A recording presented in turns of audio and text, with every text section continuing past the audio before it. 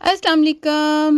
ज़ुमी के चैनल पे आप सबका वेलकम है और आज हम बनाने वाले हैं जिंजर शुगर, अदरक की चीनी और उसकी वो टॉफ़ियाँ भी कह सकते हैं आप और टी भी। तो चलें हम बनाते हैं। उसके लिए हमें चाहिए जिंजर, अदरक और अदरक को हमने अच्छी तरह धो लिया है, काट लिया है और फिर हमने उसका जूस निकाल लिया है। तो ये देखें हमारा जूस जो है वो रेडी है।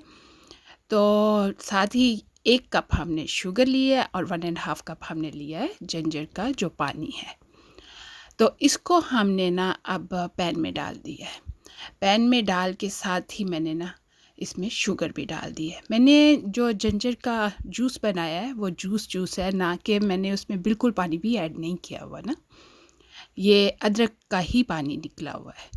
तो इसको अब हम ना अच्छी तरह पकाएंगे, इतना पकाएंगे कि ये पक के ना सही थिक दोबारा से थिक हो जाए ना।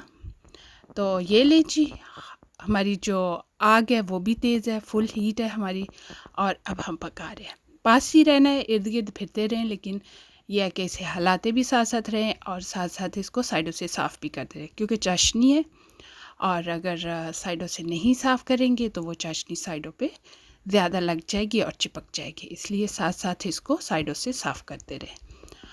तो ये देखिए कितनी अच्छी सी हमारी जो है ना वो चाशनी तैयार हो गई। ये बहुत अच्छा होता है, स्पेशली जब आपको खांसी या ज़ुकाम का दौर चल रहा होता है, उन दिनों में तो बहुत ज़बरदस्त है। गले में हल्की सी खराश हो उसके लिए भी ये टी अमेजिंग है और इसके फ़ायदे तो आपको पता है बहुत सारे हैं।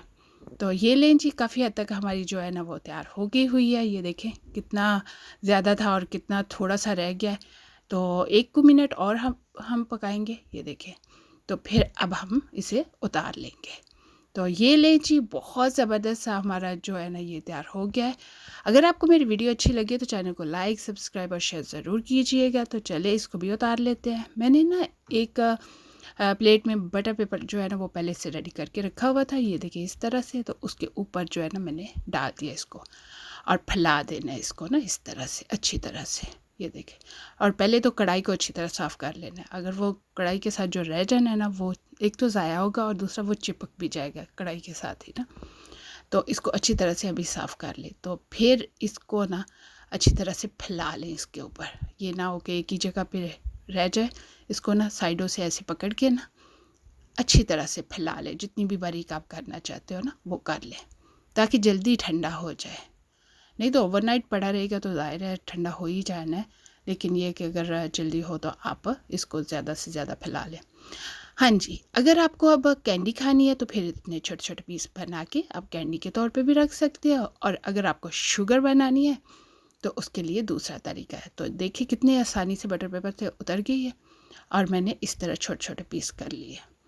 और इन छोटे पीसों को आप सेव भी कर सकते हो कि ऐसे कैंडी खाने के लिए, और वैसे कट भी कर सकते थे और या मोल्ड में भी पहले डाल सकते थे, लेकिन क्योंकि मुझे शुगर बनानी है तो इसलिए मैं इसको ग्राइंड करूँगी।